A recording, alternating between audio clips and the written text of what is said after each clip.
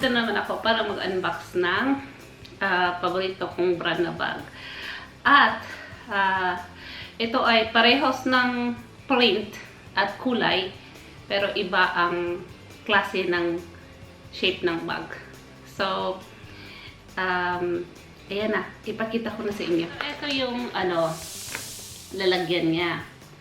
So, last time, kinakat ko dito sa taas. Na-realize ko, may ano pa dito sa baba. Dito, i-open dyan.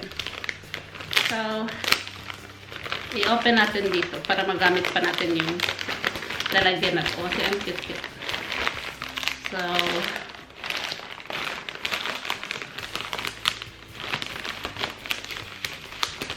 ayan.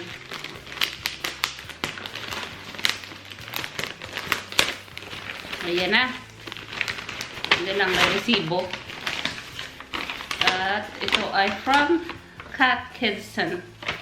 At ang pangalan ng bag na to is Mayfield Blossom Small EA Dust Pink. So, Dusty Pink. So, yan ang pangalan ng bag na to. Ano nila? Kind of product. So, ayan na. Kunin ko na sa loob. Hindi lang. So, tcharan, chan, chan! Ang cute. Ayan. So, yan ang isa ko din paborito. Last time, malaki yung bag ko na, in order. Ito, maliit na. Maliit din siya. Ayan siya. Diba? Pwede pang gala to the max. Pwede itong pang bata. Pero, usually, so minsan kasi ang dala ko lang phone at saka maliit na wallet card. So, pwede na to. Pwede yan. Diba ang cute-cute nyo? Ayan o. Tapos may siling. So, yan lang muna kasi alam mo na, hindi naman kapos sa budget ngayon. So, pag maraming pera, bibili ako ng marami. Ayan. Ayan, nahiya ako mag-model. Malaki yung bilbil ko. Pero, ayan. Ganyan siya. Ihiyak ko na lang yung katawan ko para parang sabihin na maliit. So, ganyan siya. Cute siya. Hindi ako makaharap kasi ang taba-taba ko. So, yan. Cute, no? Tapos, ilagay ko yung phone ko.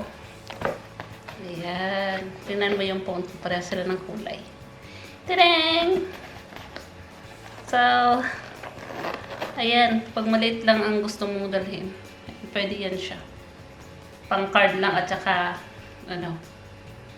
phone. Ayan. So, siya. Part siya sa phone case at saka ito. Para pag marami akong pera, bibili ako ng may dito, payong na ganitong kulay. May siya, tote bag. Pero wala sa budget. Mura lang kasi to kasi lang to. Ano ba? 12 pounds lang yata to. Naka-sale. 12 pounds lang to siya. Kaya naka-afford naman konti. Ayan.